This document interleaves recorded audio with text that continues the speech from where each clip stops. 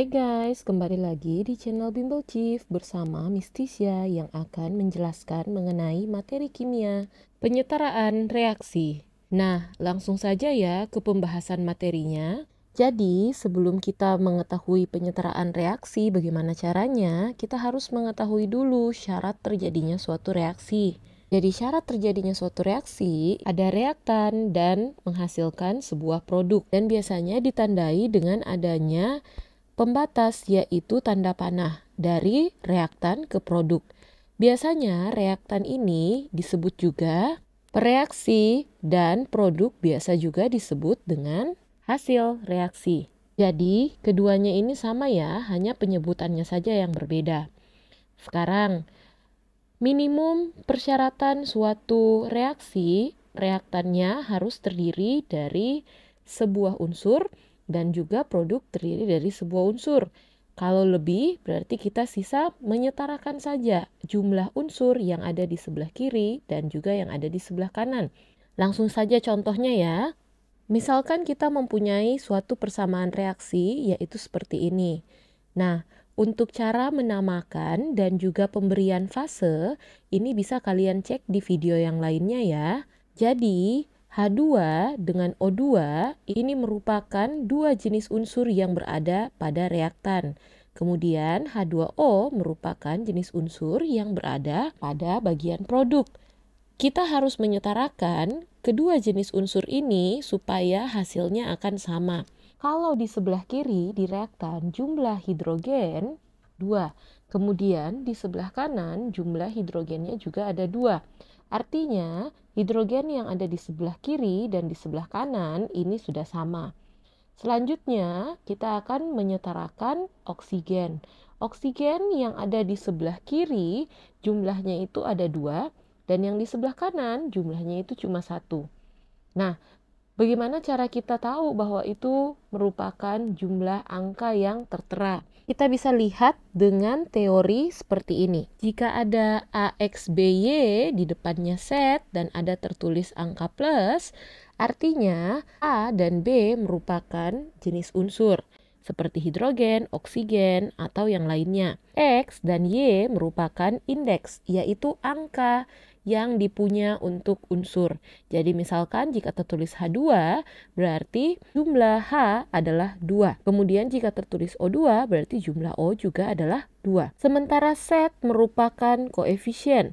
Nah, koefisien itu apa sih? Jadi koefisien itu adalah angka yang berada di depan suatu unsur atau senyawa dan angka tersebut akan mengkalikan jumlahnya. Nah, jadi misalkan kita mempunyai contoh seperti ini, H2O. Artinya jumlah untuk hidrogen ada 2 karena H itu indeksnya ada 2, oksigen jumlahnya 1. Kemudian kalau misalkan sekarang di depan H2O ada angka 2, artinya 2 ini akan kita kali masuk ke dalam. Jadi jumlah hidrogen akan menjadi 4 dan jumlah oksigen akan menjadi 2. Ini sangat penting ya. Untuk unsur indeks itu tidak akan berubah nilainya. Jadi di penyetaraan reaksi yang kita ubah itu hanya jumlah koefisiennya saja. Sementara angka plus di sini ini merupakan angka ion. Jadi bisa saja diisi dengan plus atau minus sesuai dengan berapa nilainya. Jadi bisa plus 1, plus 2, plus 3 dan seterusnya. Jadi di sini kita menyetarakan reaksi secara langsung saja. Ada juga penyetaraan reaksi secara aljabar atau secara matematis yang akan kita bahaskan kemudian. Nah, kita kembali ke sini ya. Artinya hidrogen kan jumlahnya 2. Kemudian oksigen di sebelah kiri jumlahnya 2 dan oksigen di sebelah kanan jumlahnya 1. Artinya di sebelah kanan ini kita harus tuliskan angka 2 di depan H2O. Dan kita tidak boleh ya merubah indeks dan juga ionnya, jadi cuma bisa merubah koefisien saja. Nah, maka jumlah hidrogen ini menjadi 4 dan jumlah oksigen akan menjadi 2. Jadi basicnya sekarang oksigen sudah setara, tapi hidrogen belum setara lagi. Jadi akhirnya kita akan tambahkan 2 lagi di depan hidrogen. Maka persamaan ini akhirnya kita nyatakan sebagai persamaan yang sudah setara. Contoh yang berikutnya. N2 ditambah H2 menghasilkan NH3. Nah, di sini ada dua jenis unsur, yaitu N dan juga H. Untuk N, jumlahnya di sebelah kiri adalah 2 dan di sebelah kanan 1. Berarti kita langsung saja tuliskan angka 2 di depan koefisien N, H3. Jumlah N ada 2 dan jumlah H ada 6. Berarti di sebelah kanan hanya ada 6, di sebelah kiri jumlah H cuma 2. Berarti kita akan tuliskan angka 3 di depan H2 supaya persamaan reaksi ini sudah setara. Contoh yang berikutnya. CH4 ditambah O2 menghasilkan CO2 dan H2O. Ada 3 unsur yang akan disetarakan di sini, yaitu unsur C, unsur H, dan juga unsur O. Nah, yang mana kita pilih duluan, berarti dipilihnya yang C duluan ya. Kemudian yang hidrogen, yang terakhir adalah oksigen. Kenapa pemilihannya seperti ini? Karena unsur C dan H itu berada masing-masing satu di sebelah kiri dan kanan. Sementara untuk unsur oksigen berada di satu sisi di sebelah kiri dan juga dua sisi di sebelah kanan. Jadi disetarakan paling terakhir. C di sebelah kiri dan kanan masing-masing jumlahnya 1, jadi unsurnya sudah setara. Sementara H di sebelah kiri jumlahnya ada 4 dan di sebelah kanan jumlahnya 2. Jadi kita tuliskan tambahkan angka 2 di depan H2O. Ini menandakan jumlah untuk hidrogen akan menjadi 4 dan jumlah untuk oksigen menjadi 2. Nah, sisa oksigen yang akan kita tambahkan, kita tambah dulu jumlah yang sebelah kanan ya, karena lebih banyak jumlahnya. Berarti di CO2 jumlah oksigen adalah 2, dan di H2O jumlah oksigen adalah 2 juga. Jadi totalnya adalah 4, maka kita akan tambahkan angka 2 di depan O2 supaya persamaan reaksi ini sudah setara. Contoh lainnya. Al ditambah H2SO4 menghasilkan Al2SO4 3 kali dan H2.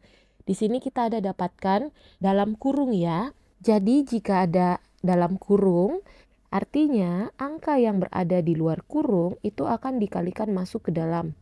Berarti di Al2SO4 3 kali, jumlah Al adalah 2, jumlah S adalah 3, dan jumlah O menjadi 12.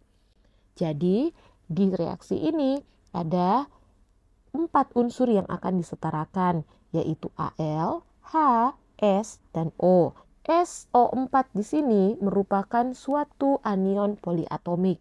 Jadi, jika anion poliatomik berada di sebelah kiri dan di sebelah kanan, ini boleh kita satukan. Ini untuk mempermudah persamaan reaksi saja ya. Jika kalian mau memisahkan antara unsur S dan juga O, ini juga dibolehkan. Berarti langsung saja kita hitung ya. Jumlah Al di sebelah kiri adalah 1 dan di sebelah kanan ada 2. Berarti kita akan tambahkan angka 2 di depan Al. Kemudian untuk SO4 di sebelah kiri ada 1 SO4 dan di sebelah kanan ada 3 SO4. Berarti kita akan tambahkan angka 3 di depan H2SO4. Dan ingat, ini akan terkali menjadi 6H dan juga 3SO4. Artinya hidrogen yang di sebelah kiri karena berjumlah 6 berarti akan disamakan juga di sebelah kanan. Dan untuk menyetarakan berarti kita akan tambahkan angka 3 di depan H2. Contoh yang berikutnya.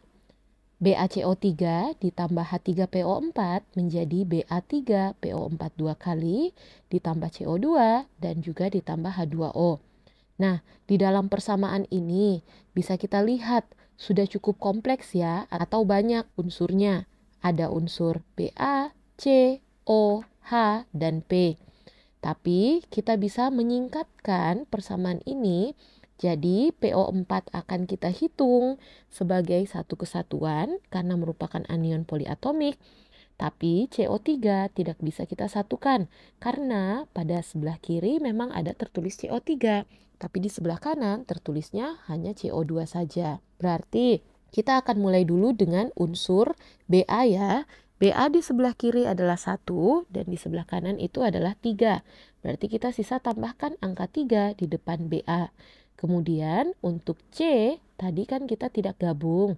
Artinya si C ini akan berjumlah 3 juga. Jadi di sebelah kanan di CO2 kita akan tambahkan angka 3. Nah, PO4 karena satu kesatuan, di sebelah kiri jumlah PO4 adalah 1 dan di sebelah kanan jumlah PO4 adalah 2. Berarti untuk menyetarakan kita akan tambahkan angka 2 di depan H3PO4. Jadi ini akan dikalikan masuk juga. Berarti jumlah hidrogennya adalah 6. Berarti di sebelah kanan kita akan tambahkan angka 3 supaya jumlah hidrogennya juga setara. Berarti yang tersisa adalah oksigen. Oksigen yang kita hitung di sini yaitu oksigen dari BaCO3 dengan jumlahnya adalah 9, tapi kita tidak perlu lagi menghitung oksigen yang ada di H3PO4. Begitu juga yang ada di Ba3PO4 2 kali, tidak perlu juga dihitung oksigennya. Karena tadi kita sudah membuat satu kesatuan. Berarti yang tersisa adalah oksigen yang ada di CO2 dan juga H2O. Oksigen yang ada di CO2 ini berjumlah 6 dan oksigen yang ada di H2O ini berjumlah 3. Jadi total semuanya adalah 9. Dan persamaan reaksi ini sudah setara. Nah, mudah bukan untuk penyetaraan reaksi? Jadi kuncinya adalah kita harus melihat jumlah yang ada di sebelah kiri dan juga di sebelah kanan. Pada video berikutnya, kita akan membahas mengenai penyetaraan reaksi yang lebih kompleks dan bisa disetarakan menggunakan cara aljabar atau matematis ya. Jangan lupa dicek di video yang lainnya. Nah, sekian penjelasan materi untuk kali ini. Jika ada pertanyaan, boleh dituliskan di kolom komentar atau bertanya langsung pada saat sesi les ya. Jangan lupa untuk berikan like dan subscribe-nya ya. Sampai jumpa di video berikutnya.